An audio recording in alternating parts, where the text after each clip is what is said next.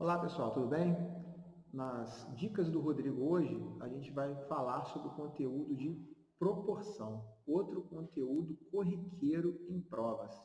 Vamos lá?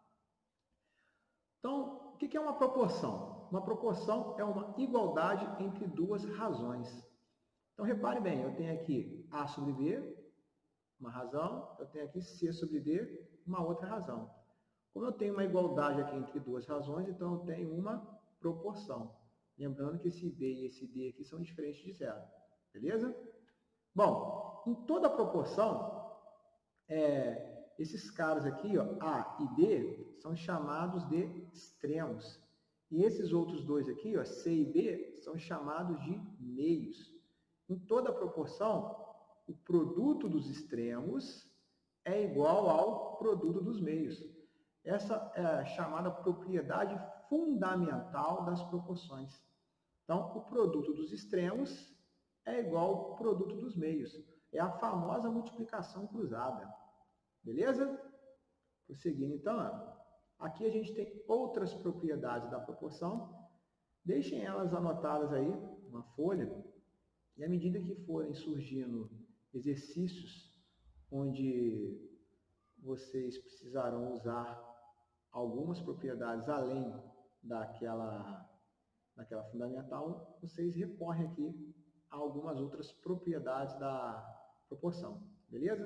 Então deixa eu anotado aí e a gente vai para o primeiro problema da aula. Bom, os alunos de engenharia da faculdade precisavam transportar telhas e tijolos, que ganharam para uma aula prática.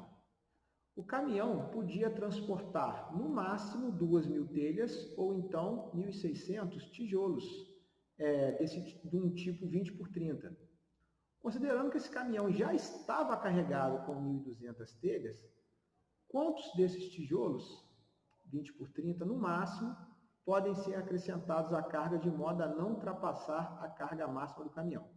Bom, esse problema aí foi um adaptado que eu fiz a uma questão do Enem.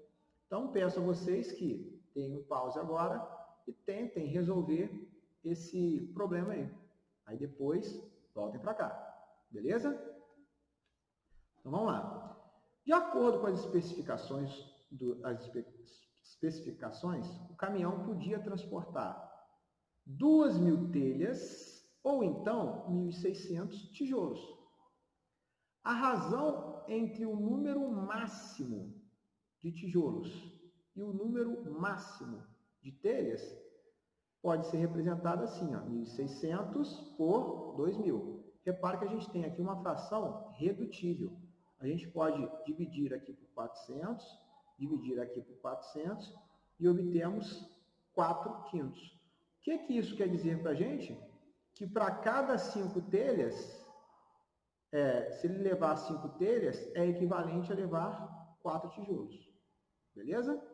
Então, como a razão entre o número de tijolos e o número de telhas é 4 quintos, e ele já está carregado com 1.200 telhas, a gente vai achar o número de tijolos equivalente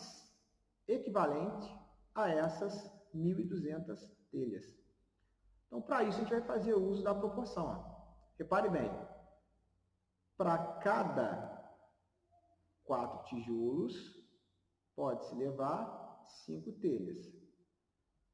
Para cada X tijolos, pode-se levar 1.200 telhas. Então, no caso aqui, a gente está colocando o número de tijolos igual a X. E aí você pode aplicar a propriedade fundamental das proporções, produto dos extremos igual ao produto dos meios, obtém 5x igual a 4.800 e depois resolve isolando x, acha o valor de x. Ou uma maneira mais simples é o seguinte, olha, repare que essas frações aqui ó, são equivalentes. Então, ó, o 5 para 1.200, você multiplicou aqui por 240. Então, 5 para obter 1.200, você multiplicou por 240. Então, o 4 para obter x, você também tem que multiplicar por 240. Então, ó, é só você pegar 4 vezes 240 e obter o x. 4 vezes 240 vai dar 960. Então, o que que 960 representa? O número de tijolos equivalente a 1.200 telhas no caminhão. Então, levar 960 tijolos ou levar 1.200 telhas é indiferente pelas especificações do caminhão, ok? Então, vamos lá. Nesse caso aqui, a gente quer saber quantos tijolos ainda a gente pode levar nesse caminhão. Então, a gente viu o seguinte, ele já tinha 1.200 telhas. Se ele já tinha 1.200, a gente viu que levar 1.200 é equivalente a levar 960 tijolos. Mas quantos tijolos ele tinha para transportar? 1.600. Então, quantos que ele pode transportar ainda? É só você fazer a diferença de 1.600 para 960. Quando você fizer essa diferença aqui, você vai obter 640. Beleza? Então, vamos lá. Problema 2. Também é um adaptado de uma questão que caiu no Enem.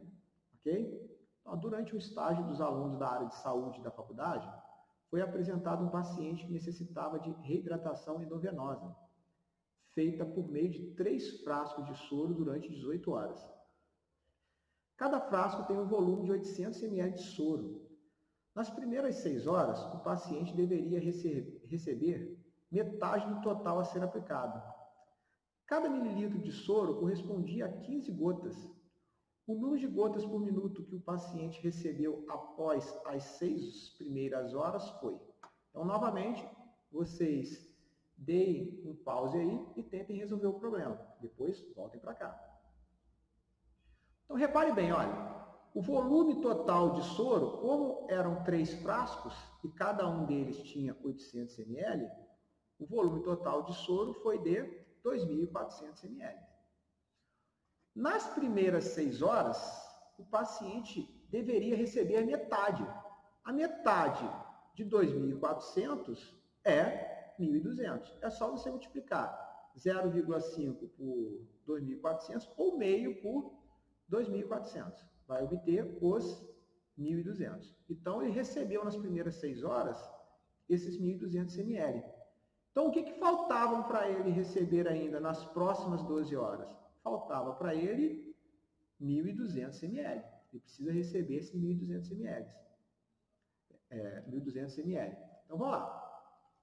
Como 1 ml era equivalente a 15 gotas, então a gente coloca aqui, ó, 1 ml é equivalente a 15 gotas.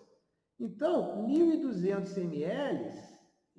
ml serão equivalentes a Y gotas. A gente está chamando aqui Y o número total de gotas.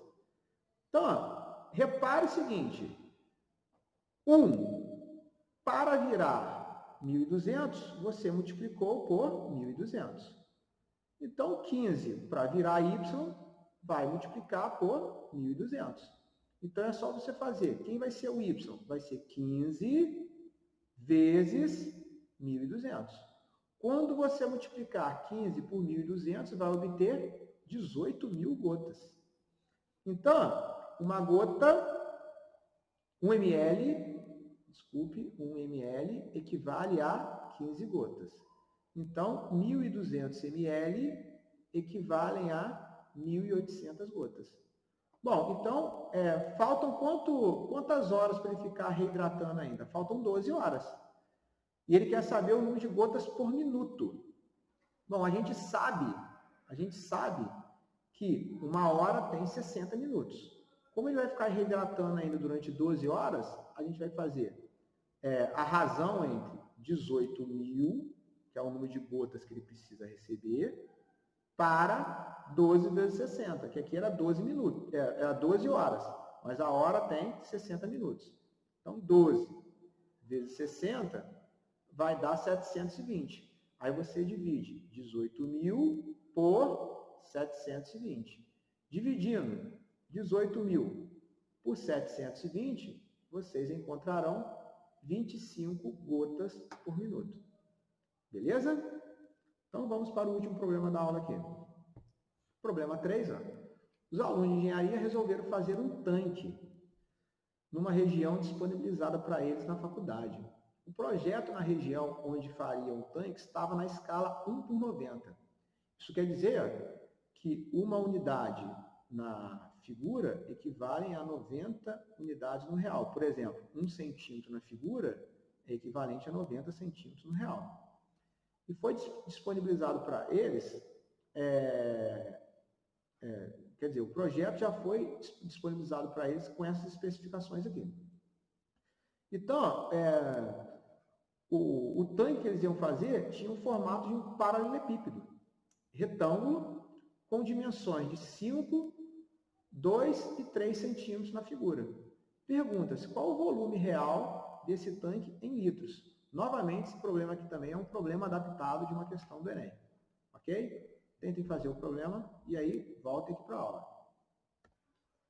Bom, como a escala do projeto do tanque é de 1/90, as dimensões do tanque serão 450, 180 e 270. Por que, Rodrigo? Porque você teria 1/90.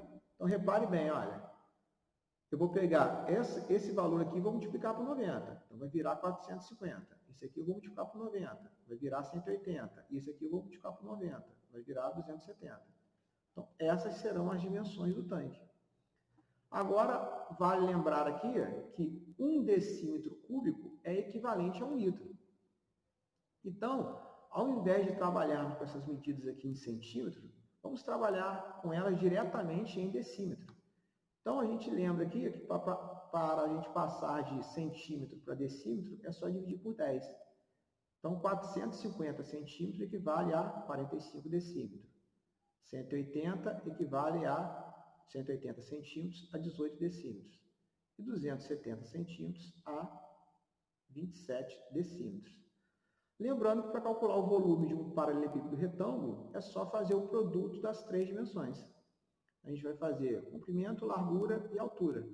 Fazendo o produto dessas 3 dimensões aqui, ó, a gente vai obter 21.870 decímetros cúbicos. Esse aí é o volume desse paralelepípedo em decímetros cúbicos. Como a gente sabe que um decímetro cúbico é igual a 1 litro, e ele pediu o volume em litros, então é só a gente substituir esse decímetro cúbico por litro. Então, o volume do tanque em litros vai ser de 21.870 litros. Ok, pessoal? Então é isso. Um forte abraço para todos e até!